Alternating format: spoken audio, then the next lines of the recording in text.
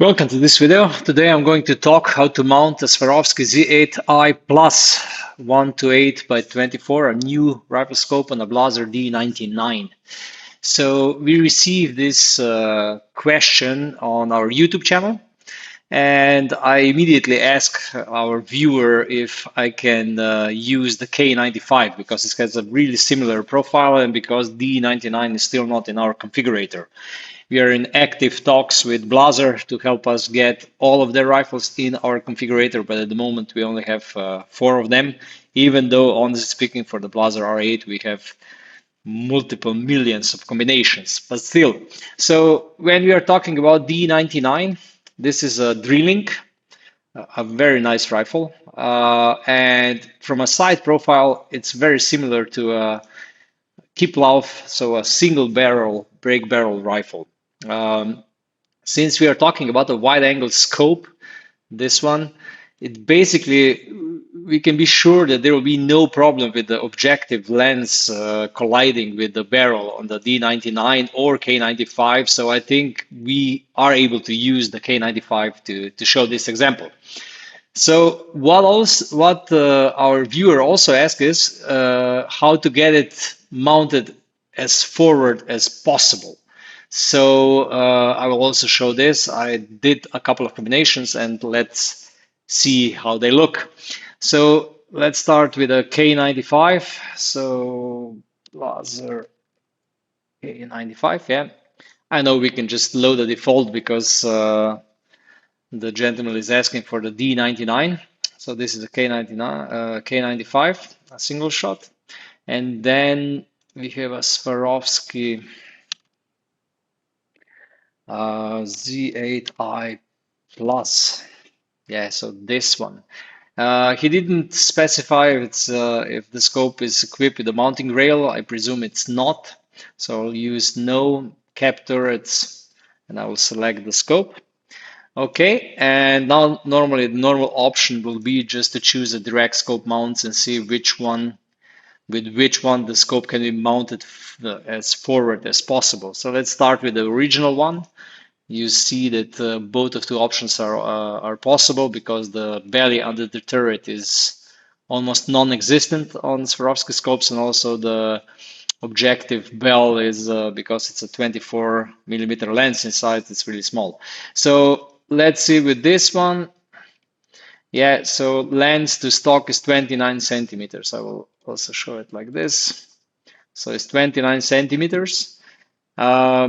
I think this is an ideal position, but still we can try with other mounts. So let's try with inner mount, also with the lowest option.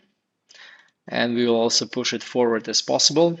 And you see it's 28.16, so it's a little bit less forward compared to the original mount. So if a user wishes to push the scope as forward as possible, then the Z8i Plus, it's a 34 millimeter scope with a really big eyepiece with an exceptional eye box and also a really exceptional field of view.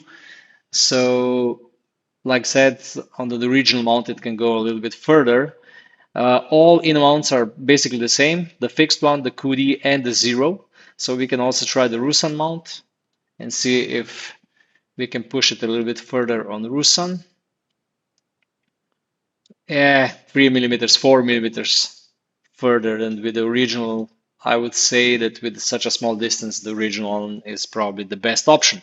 I also played with some other possible options, and that is that you use a Picatinny rail on top of your rifle. And I checked all of the Picatinny rails in our system, and the inner mount has the most recoil notches in front. So let's say if you use normal rings on top of this, let's say rectangle and a little bit higher, you can push it even a little bit further. So let's go here on the furthest possible position and this one here. So like this. Oh, a little bit backward, yeah, like this. Oh, no. Yeah, like this. So you come to 30.6 with this configuration, but honestly speaking, it's really not beautiful. So I would highly disadvise this one. I would really not recommend to use Picatinny rail and then two rings on top of it on a beautiful traditional rifle like a drilling is. So I would say all in all, if it would be my gun, I would go with an original mount.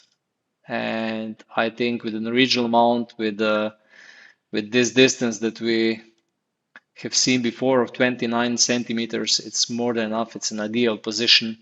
I believe that on the D99 it's going to be practically the same. So this was definitely would be my recommendation. Original mount, the most slick and elegant. And I also think you can move the scope forward enough for normal shooting. I can believe that the rifle is chambered in a really powerful magnum caliber, but within the eye box that this scope has, I would rather choose more of spacers on the stock and achieve a longer eye relief that way, not on the mount, because I would say this is the most beautiful mount, so I wouldn't go to any other option. So thank you for watching. If you have any similar mounting problem, please use comments below or send us an email and I will do a video for you. And hopefully at the end of this year, the tool will be open to public and you'll be able to try all the combinations by yourself. Thank you.